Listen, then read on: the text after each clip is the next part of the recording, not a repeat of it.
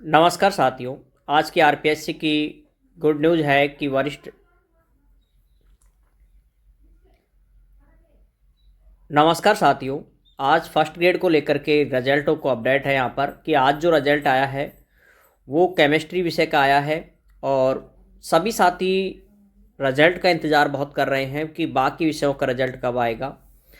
तो ये जो जितने भी विषय हैं उन सभी का रिजल्ट उम्मीद है मार्च में ही कंप्लीट देने की, क्योंकि मेरी आरपीएससी जब भी बात होती है तो वो यही है कि मार्च के महीने में आपकी कंप्लीट जो भी विषय बच रहे हैं बाकी के उन सभी का रिजल्ट देने की उनकी पूरी उम्मीद है।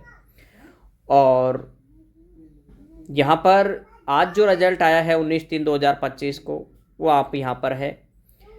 ये है मुख्य सूची। केमिस्ट्री विषय की 2 सूची जारी की है। एक मुख्य सूची यानी जिनका फाइनल सिलेक्शन हो चुका है, जिनका फाइनल सिलेक्शन हो चुका है वो वाली सूची तो ये वाली है आपकी मुख्य सूची। और इसमें जो टोटल कैंडिडेट हैं वो पास किए हैं 36, यानी जिनका चयन हुआ है। यहाँ पर एक कैंडिडेट के सामने रोल नंबर के सामने यहाँ मेरिट नंबर 3 है उनके, लेकिन यहाँ पर क्या लिखा हुआ है पी, यानी पी का मतलब प्रोविजनल है। और प्रोविजनल पर आपको आपकी जॉइनिंग में किसी भी प्रकार की कोई दिक्कत नहीं आएगी। यहाँ पर जो कट ऑफ है मेन लिस्ट की वो आप यहाँ पर देख सकते हैं। जनरल की जो कट ऑफ गई है 305.15, एससी की कट ऑफ गई है 256.06। यहाँ पर इनकी अलग भी है, देखो विडो की कैटेगरी की 184.99 गई है। और यहाँ पर ये लिखा है कि widow not eligible DV against widow, ठीक है। तो ये है। इसके अलावा एसटी कैटेगरी की है कट ऑफ, वो है 181.59। ओबीसी की है 298.47। एमबीसी की यहाँ पर देख सकते हो 303.76। और ईडब्ल्यूएस की है यहाँ पर 301.87। जनरल वुमेन की महिलाओं की गई है 288.38। इसके अलावा जिनको हॉरिजेंटल रिजर्वेशन मिला है रिजर्वेशन, वो उसमें पीएच की जो कट ऑफ है वो यहाँ पर आप देख सकते हैं 278.96। और यहाँ पर 228.58। यहाँ पर रिमार्क है कि जो ये इन कैटेगरी में आ रहे हैं B/LV ये नॉट एलिजिबल है ड्यू टू 1 बैकलॉग पोस्ट, यानी जो एक बैकलॉग में जो पोस्ट थी उसको other pH candidate selection in the main list, यानी जो बैकलॉग की लिस्ट थी उनको यहाँ पर जो अदर पीएच कैंडिडेट हैं उनको यहाँ पर इस लिस्ट में सिलेक्शन हुआ है, क्योंकि बी और एलवी वाले जो कैंडिडेट हैं वो नहीं मिले हैं। इस वजह से यहाँ पर जो पीएच के अदर पीएच कैंडिडेट, यानी इसका यहाँ पर ये हो सकता है कि जो संबंधित कैटेगरी है उन्हीं की सीट यहाँ पर होती है, लेकिन यहाँ पर जो दे रखा है कि पीएच का कोई अदर कैंडिडेट यहाँ पर सिलेक्शन किया है उसका। और एक है यहाँ पर H.I एयरिंग वाले जैसे 228.5, इसमें भी यहाँ पर नॉट एलिजिबल मिला है, एक बैकलॉग की सीट थी और इसमें भी इनको मेन लिस्ट में शामिल किया है। दोनों में एक जैसी है कि यहाँ पर जो बैकलॉग की सीट थी उसको अदर कैंडिडेट से भरा है। अब यहाँ पर ये तो थी मेन लिस्ट। यहाँ पर नॉट में भी आप देख सकते हैं पी का मतलब है प्रोविजनल से है और इससे आपकी जॉइनिंग पर कोई प्रभाव नहीं पड़ने वाला। इसके अलावा आगे यहाँ पर एक लिस्ट और जारी की गई है जिसे भी आप देख सकते हैं केमिस्ट्री की, और ये है आरक्षित सूची यानी रिजर्व लिस्ट। और इसमें अब जो मेन सूची में जो साथी जॉइन नहीं करेंगे या जिनका चयन अदर डिपार्टमेंट में या किसी अन्य पोस्ट पर हो चुका है जैसे आरएस में या कॉलेज प्रोफेसर में, वो साथी इसको ज्वाइन नहीं करेंगे तो उनके लिए यहाँ पर वेटिंग लिस्ट जारी होगी। और कुछ ऐसे भी हो सकते हैं कुछ साथी जो कि जैसे फर्स्ट ग्रेड की पोस्टिंग दूर हो जाती है और हम वर्तमान में सेकंड ग्रेड में है जैसे, और सेकंड ग्रेड वाली पोस्टिंग घर के पास में है तो कुछ साथी उसको भी ज्वाइन नहीं कर पाते हैं।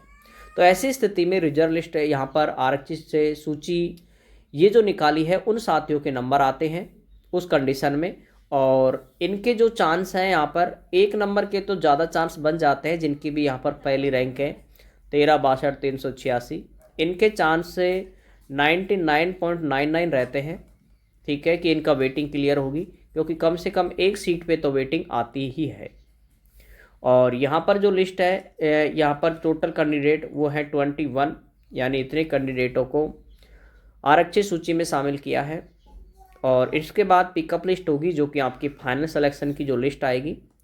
इसके बाद की जो पिकअप लिस्ट की लिस्ट आएगी वो आपकी फाइनल सिलेक्शन की लिस्ट आती है, जिसको पिकअप लिस्ट बोलते हैं।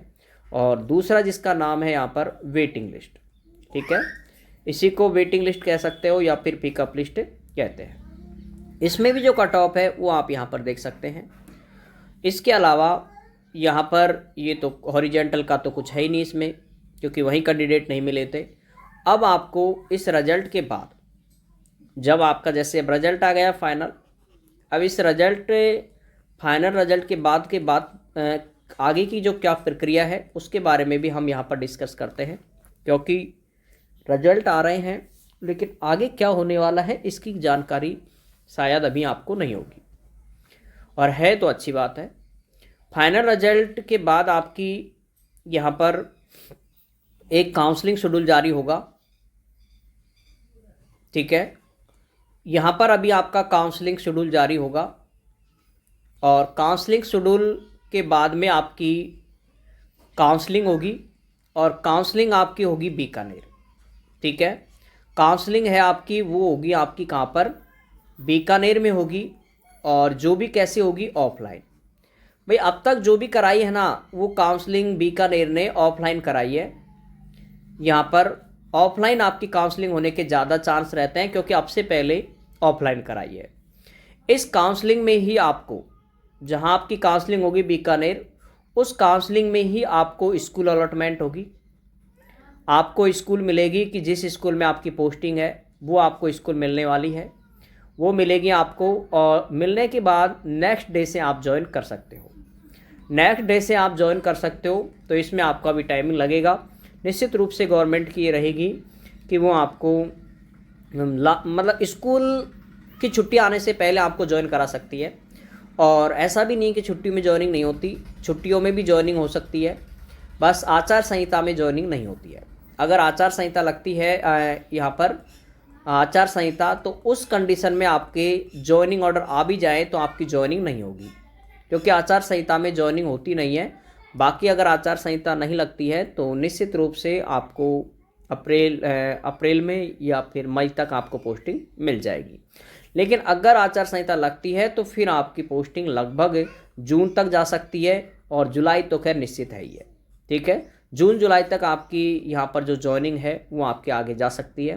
तो जब तक आपको वेट करना है, और ये आपकी प्रक्रिया रहेगी। काउंसलिंग शेड्यूल जैसे ही जारी होगा उस समय मैं आपको टेलीग्राम ग्रुप पे या यूट्यूब पे आपको वीडियो के माध्यम से और अच्छे से बता दूंगा काउंसलिंग कैसे होती है, काउंसलिंग की पूरी प्रक्रिया के बारे में, कैसे स्कूल अलॉटमेंट होती है, किस प्रकार से हमको स्कूलों का चयन करना होता है। इन सभी की जानकारी हम उस समय जब आपका शेड्यूल जारी होगा उस समय और अच्छे से डिटेल से बताएंगे। क्योंकि यहाँ पर काउंसलिंग में यही रहता है कि अगर आपको काउंसलिंग की पूरी जानकारी नहीं है तो फिर आपको कोई सी भी स्कूल मिल जाती है, ठीक है। और जब आपको कोई सी भी स्कूल जिसको आप जानते नहीं हो, तो ऐसी स्थिति में अगर ऐसे दूर आउट ऑफ एरिया में आपको ऐसी मिल जाती है स्कूल, तो कम से कम आपको 2 साल, तो चाहे आप महिला हो चाहे पुरुष वर्ग हो, उससे फ़र्क भी नहीं पड़ता। यहाँ पर 2 साल तो आपको प्रोबेशन काटना ही पड़ेगा, उसके बाद आप ट्रांसफ़र करवा सकते हो, ठीक है। फर्स्ट ग्रेड में कोई भी डार्क जोन नहीं होता है, फर्स्ट ग्रेड में कोई भी डार्क जोन नहीं है। ऐसा है नहीं बिल्कुल भी कि अगर आपकी जैसलमेर पोस्टिंग हो गई, आपकी बाड़मेर पोस्टिंग हो गई, ठीक है, तो क्या वहाँ से आपको ट्रांसफ़र होंगे, नहीं होंगे। फर्स्ट ग्रेड में ऐसा बिल्कुल भी नहीं है। फर्स्ट ग्रेड में आप कहीं भी पोस्टिंग हो राजस्थान में, आप वहाँ से ट्रांसफ़र करवा सकते हैं, ठीक है। और एक फ़ायदा ये भी रहता है ट्रांसफ़र के साथ में, जैसे आप ट्रांसफ़र करवाते हो उसमें आपकी जो सीनियरिटी है, ठीक है, सीनियरिटी है वो आपकी लॉस नहीं होती है, सीनियरिटी लॉस नहीं होती है। इस चीज़ का भी है फर्स्ट ग्रेड में, स्पेशली फर्स्ट ग्रेड में है ये। बाकी सेकंड ग्रेड में भी होती है लॉस, सेकंड ग्रेड में भी लॉस होती है सीनियरिटी, और थर्ड ग्रेड में भी लॉस होती है सीनियरिटी। लेकिन फर्स्ट ग्रेड में आपको इस सीनियरिटी का लॉस आपको नहीं देखने को मिलेगा, तो वो भी आपको एक प्रॉफिट मिल जाएगा। तो ये है। और बाकी के जो रिजल्ट हैं, बाकी सब्जेक्ट के जो रिजल्ट हैं वो भी धीरे धीरे आ रहे हैं। उम्मीद है कि पूरी, देखो जब बात होती है तो यही कहते हैं कि मार्च तक हमारी पूरी कोशिश रहेगी कि सभी सब्जेक्टों का रिजल्ट जारी कर दें, क्योंकि जून में फर्स्ट ग्रेड के एग्ज़ाम भी है, तो उसको देखते हुए भी उनको यह है इसलिए मेरी जब भी बात होती है आरपीएससी तो उस समय यही कहते हैं वो यही कहते हैं कि आपका मार्च तक हमारी पूरी कोशिश रहेगी। तो ये है, बाकी जैसे भी रिजल्ट वाइज अपडेट आती है, काउंसलिंग की जो अपडेट आती है वो आपको निरंतर यहाँ पर मिलती रहेगी। ठीक है साथियों, बाकी सभी साथियों को ऑल द बेस्ट। जय हिंद, जय भारत। फिर मिलते हैं आपको नेक्स्ट वीडियो में।